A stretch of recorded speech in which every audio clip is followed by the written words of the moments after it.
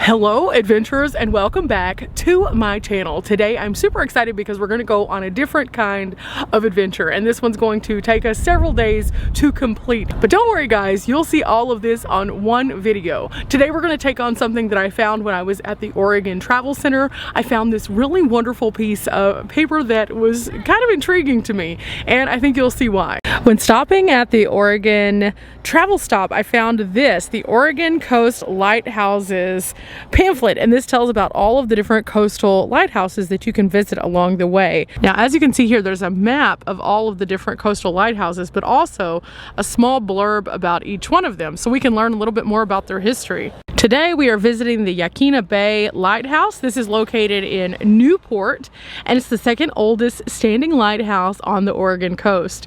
It says here that it was only in service for 3 years between 1871 and 1874, and it was replaced eventually by the next lighthouse that we're going to be stopping to see. Now, just a little backstory. Lighthouses were used to make sure that ships could find shipping lanes and also the coastline so they wouldn't get too close and run aground. There were many uses for these lighthouses, and you can find them all over the coast still today here in Oregon, but also into Washington, and of course there's a ton of them on the East Coast that I hope to one day visit as well.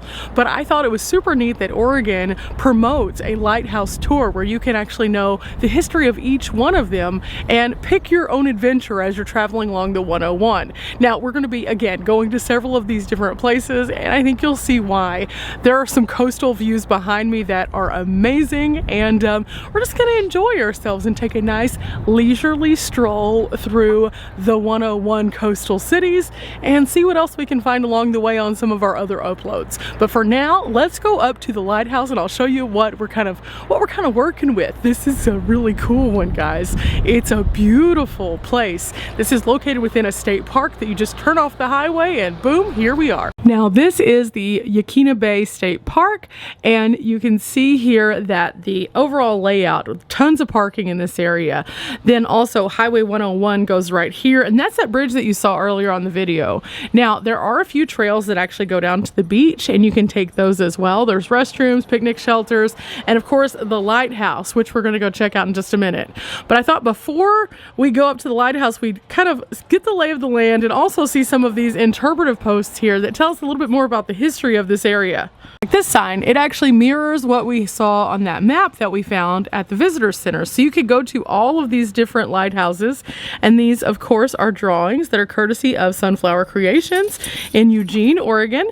It shows you what they look like and also what you can expect.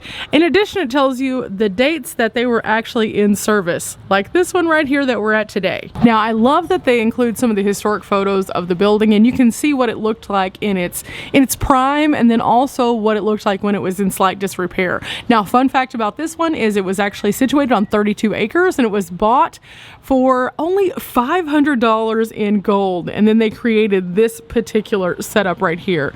The plans were drawn out in 1871, but by the time that it was actually constructed and going with this blueprint right here, it said that it had to make a lot of altered decisions on changing up some things because the lighthouse family needed to be able to live in here, not just an individual. But then also, this sign is kind of interesting because it also talks about why this was the shortest lived lighthouse and the reasons for that. In addition, you can also see how the lighthouse light actually works, which is kind of interesting. This was developed by Augustin Franzel, and he was a native of France. Now, you might be questioning, why did they want to do lighthouses? We kind of talked about that a little bit, but also, why do they not use them exclusively now?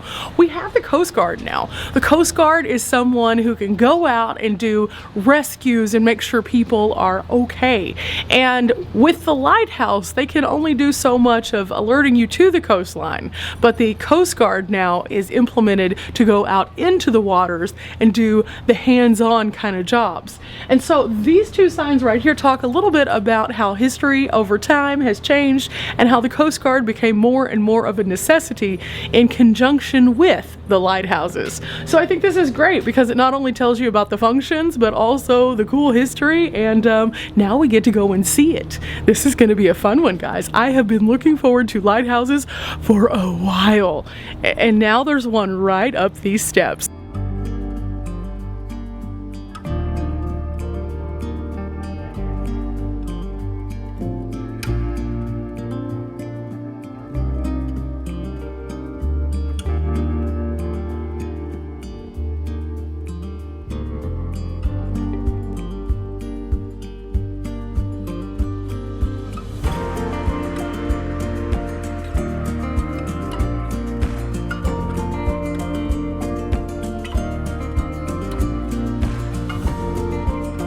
Okay, so this is kind of a neat story. I just talked to the park host and they were telling us that this building was super unique because the lighthouse keeper and the family lived here. And usually they wouldn't live in a location, they would just kind of manage it. But they would live here, which is why this guy had to go through so many changes of plans because the family continued to grow as they were putting this together. So they needed the space. Now, another thing that's kind of fascinating is currently you can't go through this one, but sometimes they do actually have tours. They're just doing some renovation projects right now. So we can only see the outer grounds, but it is pretty spectacular. It's beautiful here. You can see the overlook of the water. In fact, I'm going to show you some views in just a second. But first, let's go check out the outer structure of this building and the cistern.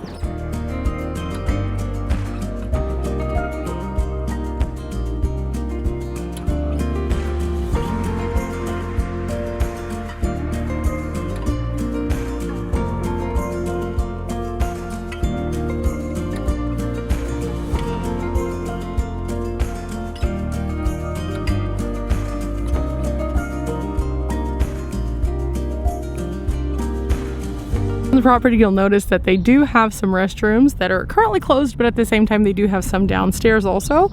And look at this, it was a 3-story lighthouse. Up in that top part you could actually access a staircase that would go up to the very top where the light would have been. And here you have all of your windows with shutters. You can see that they use that leaded glass, that old school leaded glass, and there's this big porch actually that comes out from the back here. In the back they have this raised garden. It's absolutely beautiful out here.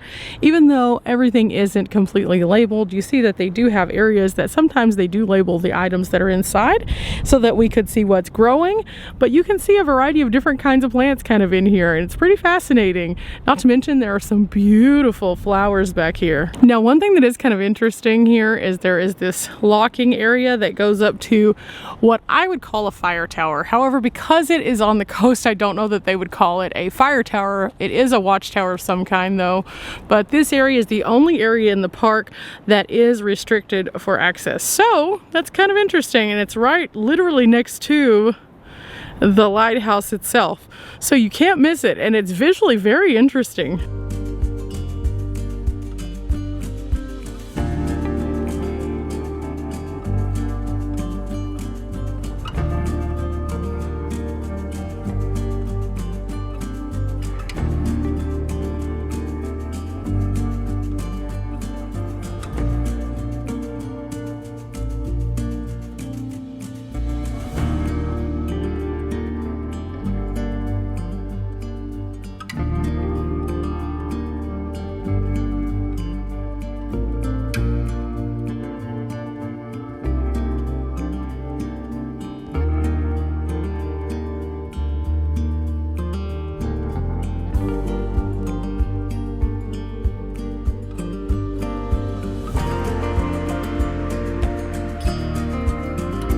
Okay, it's day 2 of our lighthouse crawl where we're going up several of the Oregon coast lighthouses, and we actually stopped off here and we're going to be going into an interpretive center. Now, whenever you come out to the lighthouses, there's a variety of different things that you might find along the way, like those interpretive signs at the last site.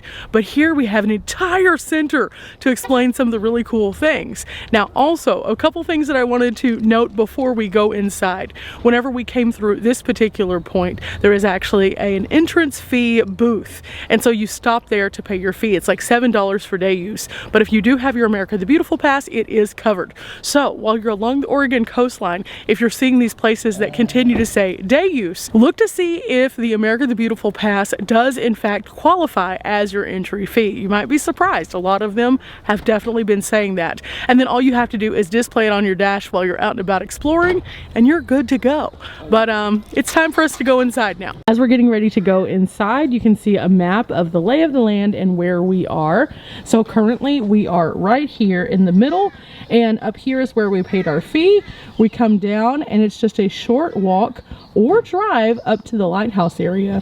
And as you can see, these areas have not only a lot of scenic areas that you can stand and see things, but there's also some tide pools, and there's a lot of great information on these signs, so don't miss out on these. The next thing when you find an interpretive center is that you typically have ranger talks, and this one Definitely does. In fact, there's a little sign outside that tells you what time the ranger talks begin. Here they're doing them at 12:30 and 1:30, and then they also have the subject matters. But you can find out inside also if they're doing additional talks on other days in case it's something a little bit different that you want to come back and see. So that's kind of cool. But now we're going to go inside and see what all is there to explore.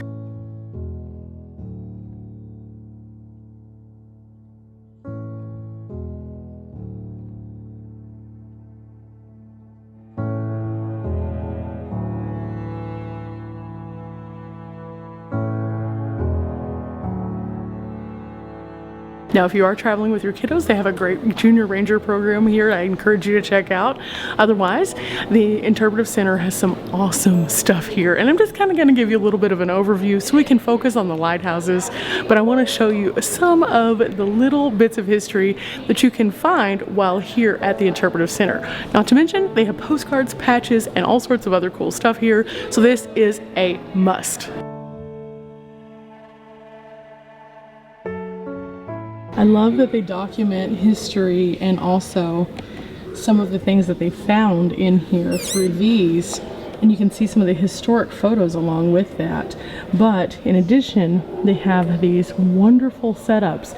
They give you a wonderful visual of the past and then how far that the settlers and the discoverers came to get to where we are now. So it's quite fascinating as you scroll through each of these and then interact with the individual places that are set forth before us also. At this location, you'll also find two different theaters. There's one in the front room and then one right here in the display that show various aspects of the lighthouse itself, and I think it's fabulous.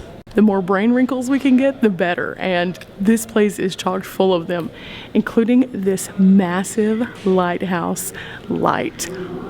This thing is big. This thing is super big. So this right here is a scale model of the lighthouse. It shows you what it looks like. And in the background, you can use this as a comparison to the actual size of the light right here. And you'll see really quickly how large that thing is. Over here you'll find the head keeper's log, and there's just some written text from 1888 in here, in addition to some photos of Newport Harbor. It tells you about the keeper and what the keeper would have had to do while at the station, and then also why the keeper's job was so important. And then in addition, you'll find all of this section, which talks about the days and years of duty that each of these keepers would serve and what kind of things they might have in their grasp while doing so.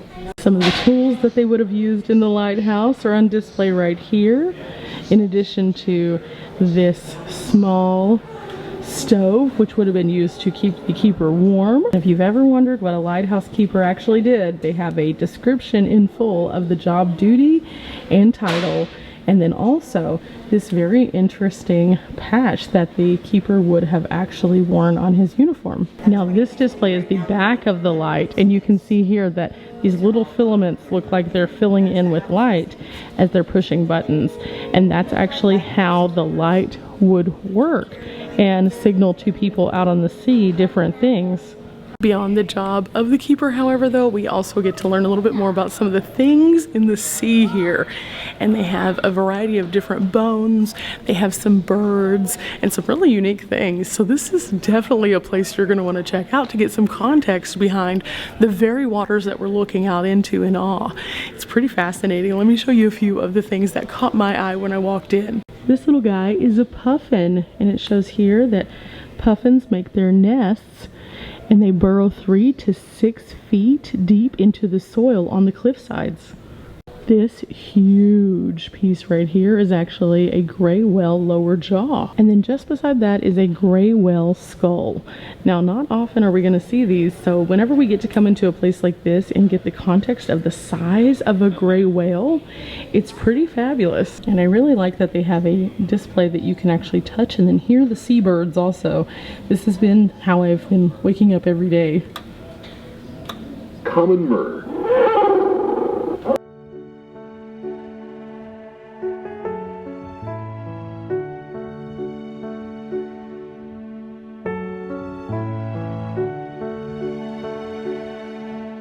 Of course, no sea display would be complete without talking about the little guys.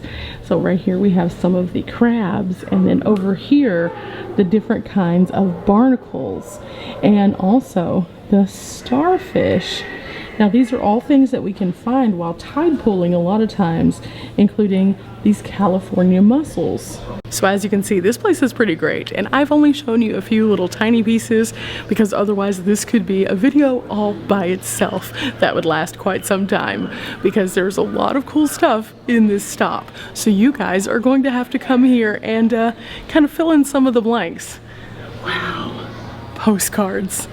I love postcards. Okay, now that we have finished up inside, we're gonna go up this 0.3 mile trail to the top to the lighthouse. I can't wait. We're gonna be joined by Riley and Tyson on this adventure, and so I am so excited. This is lighthouse number 2, and I'm so giddy about this. It's gonna be a fun one too, because now we know how they work a little bit better, and yeah, we have some context.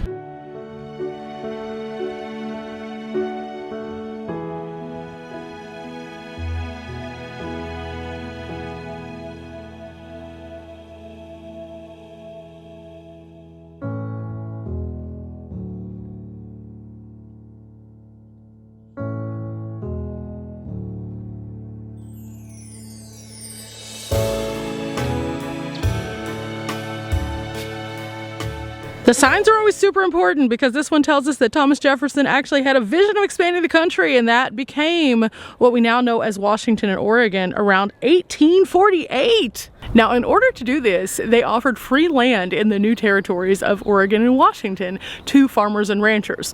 And even though the infrastructure was not there yet for them to be able to transport their goods out of the area very well, lighthouses and railways quickly followed, and that allowed them to ship their items down to the San Francisco port regions. And so that is where all of this region began to really take form, and cities began to pop up more and more.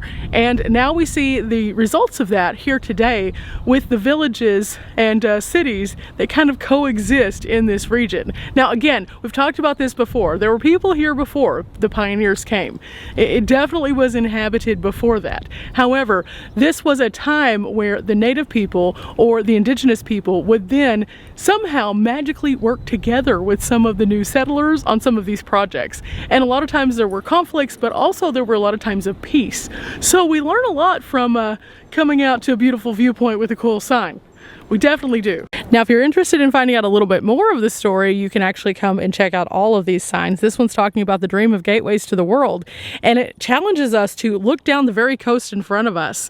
And as we do, we can see an area that once captured the imagination and hopes of all of the Willamette farmers.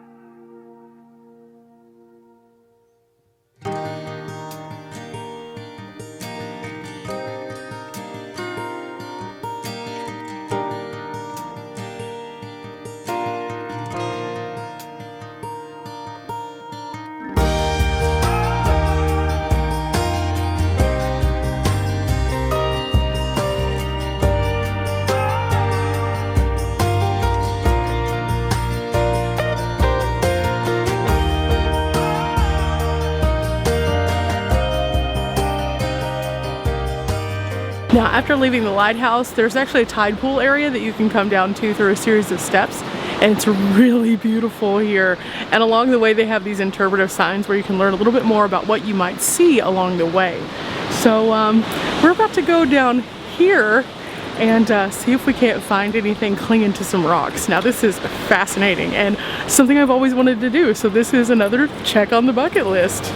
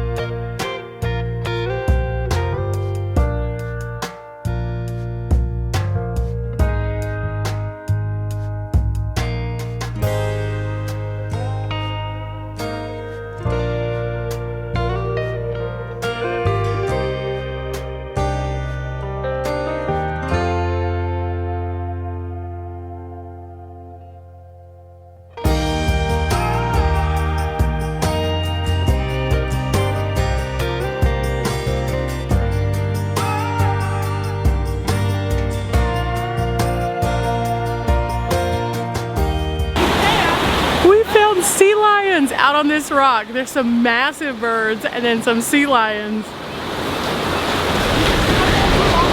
Guys, after a long day of adventuring, I hope you can see we had such a good time along the Oregon coast. And if you guys are interested in checking out these lighthouses, remember, if you stop off at the visitor centers, they do have the lighthouse tour and you're going to want to check it out. Also, something else Riley picked up was a mile-by-mile Oregon guide, and I thought that was just super cool too, and these lighthouses are all featured in that as well. If you have enjoyed coming along with me for this adventure, make sure that you leave a thumbs up, hit the subscribe button, and remember guys, we're not here for a long time, but we are here for a good time, and oh my goodness, that good time came with a view this time. Till next time guys, bye!